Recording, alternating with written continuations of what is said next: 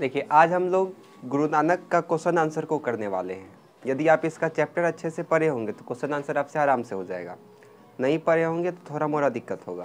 ठीक है, जो जो नहीं पढ़े हैं यूट्यूब पे वीडियो चला जाएगा, आप लोग को जा करके देख लेना है। देखिए, पहला क्वेश्चन क्या कहा जा रहा है, कवि किसके बिना जगत में यह जन्म व्यर्थ मानता है। तो बताइए, कवि किसके बिना इस जगत में जन्म को व्यर्थ मानता है? राम नाम के बिना।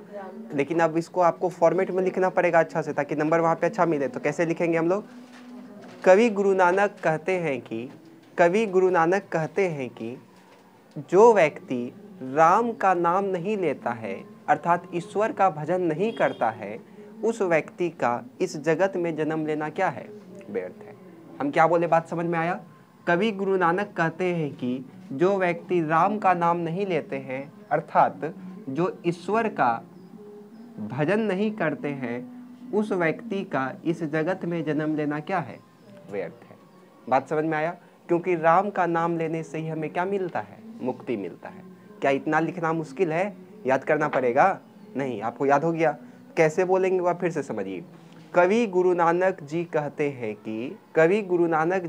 हैं कि राम का नाम लिए बिना, अर्थात ईश्वर का भजन किए बिना इस जगत में जन्म क्या है?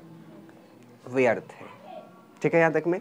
इसलिए हमें राम का क्या लेना चाहिए? नाम लेना चाहिए, भजन करना चाहिए। दूसरा, वाणी कब भी इसके समान हो जाती है?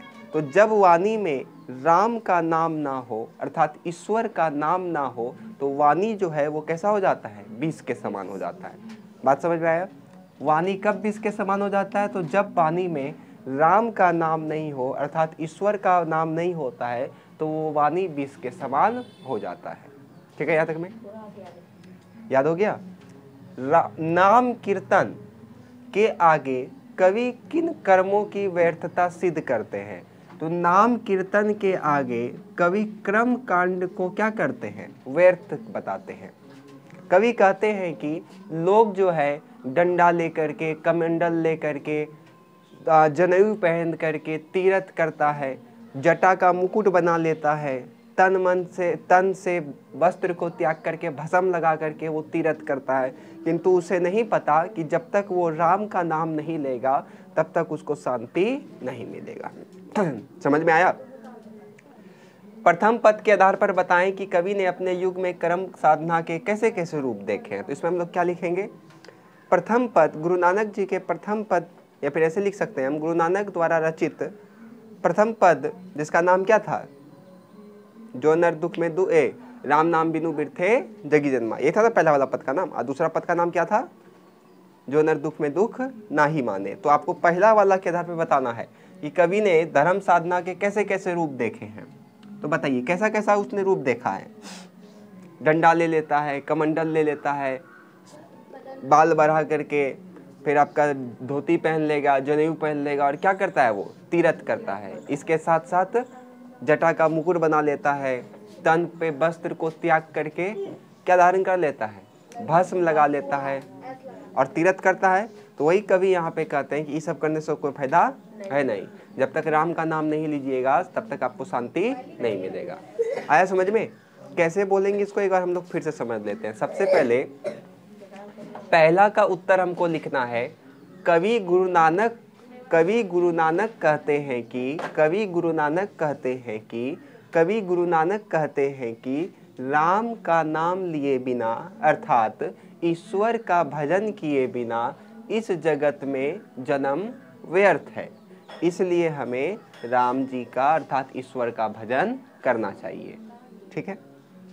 वाणी कब भी इसके समान हो जाती है? तो वाणी में जब, गुरु नानक जी कहते हैं, वाणी में जब राम का नाम नहीं होता है, अर्थात ईश्वर का नाम नहीं होता है, तो वाणी कैसा हो जाता है? विष के समान हो जाता है। आया समझ में? नाम कीर्तन के आगे कवि किन कर्मों की व्यर्थता सिद्ध करते हैं? तो नाम कीर्तन के आगे कवि गुरु नानक कर्म कांड की व्यर्थता सिद्ध करते हैं। कवि कहते हैं कि आजकल लोग डंडा लेकर के, कमंडल लेकर के, धोती पहन के, जनेऊ पहन के तीर्थ करते हैं, लेकिन उन्हें नहीं पता कि शांति जो है वो ईश्वर का भजन करने से ही आएगा। ठीक है, दिखावा करने से नहीं आएगा। प्रथम पद के आधार पर बताएं कि कवि ने अपने युग में धर्म साधना के कैसे कैसे रूप देखे हैं। तो कवि ने देखा है कि लोग डंडा लेकर के, कमंडल लेकर के, धोती पहन करके, जनेऊ पहन करके तीर्थ करते हैं। इसके साथ साथ कई लोग जटा का मुकुट बना करके, तन से वस्त्र को त्याग करके, भस्म लगा करके तीर्थ करते हैं, किंतु उन्हें नहीं पता कि उनके मुक्ति जो है, उन्हें शांति जो है राम नाम के बिना नहीं मिलेगा। आया समझ में? याद हो गया? चलिए इसको लिखिए। पहला का उत्तर लिखिए। कवि गुरु नानक, कवि गुरु नानक, कवि गुरु नानक कहते हैं कि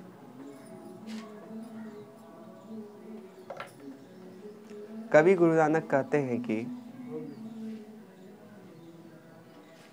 राम का नाम लिए बिना, कवि गुरु नानक कहते हैं कि राम का नाम लिए बिना अर्थात राम का नाम लिए बिना अर्थात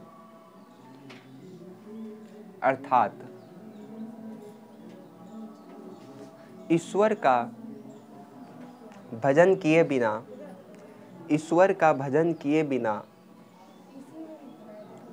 ईश्वर का भजन किए बिना इस जगत में जन्म व्यर्थ है। इस जगत में जन्म व्यर्थ है। इस जगत में जन्म व्यर्थ है। इस जगत में जन्म व्यर्थ है। हो गया? इसलिए हमें राम का नाम लेना चाहिए। इसलिए हमें राम का नाम लेना चाहिए। दूसरा प्रश्न का उत्तर लिखिए। वाणी कब इसके समान हो जाती है, तो इसमें लिखिए। कवि गुरु नानक कहते हैं कि, कवि गुरु नानक कहते हैं कि,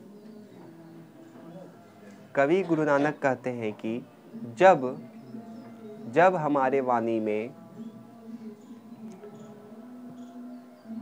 हमारे वाणी में राम अर्थात ईश्वर का नाम नहीं होता है, राम अर्थात ईश्वर का नाम नहीं होता है,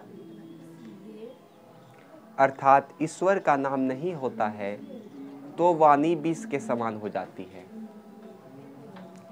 तो वाणी विष के समान हो जाती है। इसलिए हमें अपने वाणी में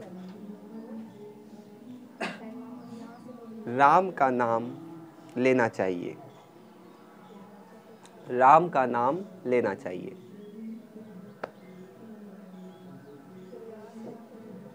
तीसरे प्रश्न का उत्तर लिखिए। तीसरा प्रश्न का उत्तर लिखिए, क्वेश्चन बाद में आप लोग लिख लीजिएगा।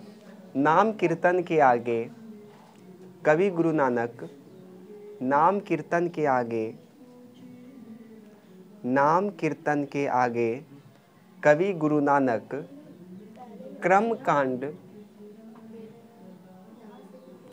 कर्म कांड की व्यर्थता सिद्ध करते हैं।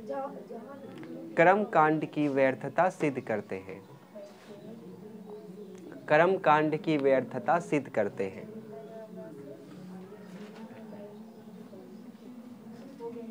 कर्म कांड की व्यर्थता सिद्ध करते हैं।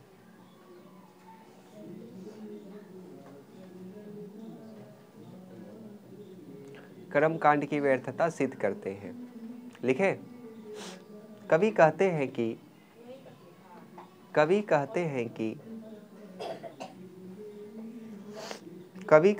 कि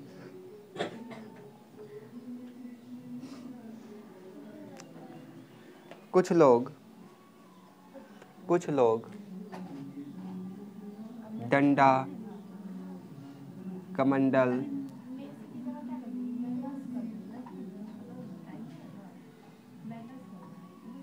डंडा, कमंडल, शिखा को बढ़ाकर,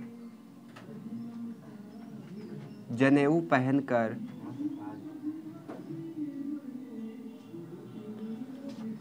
धोती पहनकर क्या करते हैं? तीर्थ करते हैं। धोती पहनकर तीर्थ करते हैं।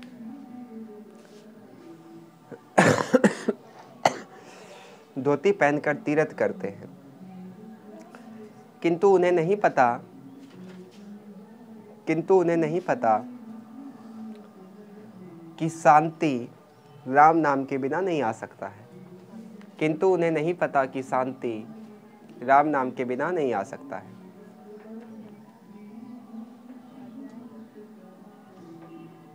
हो गया? चलिए चौथे प्रश्न का उत्तर लिखिए।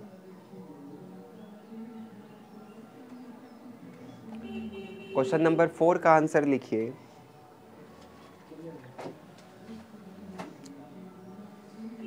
लोग डंडा कमंडल, चौथा का आंसर लिखिए। लोग डंडा कमंडल शिखा को बढ़ाकर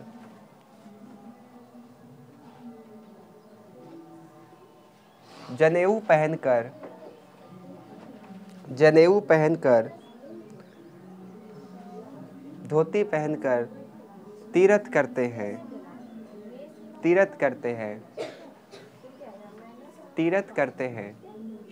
इसके साथ साथ कुछ लोग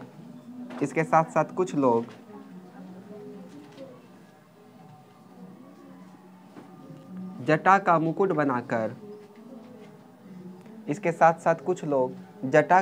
बनाकर वस्त्रों को त्याग कर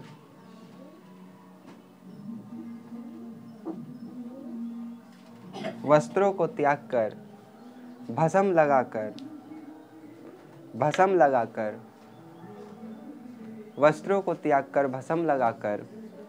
तीर्थ करते हैं। जबकि ये सभी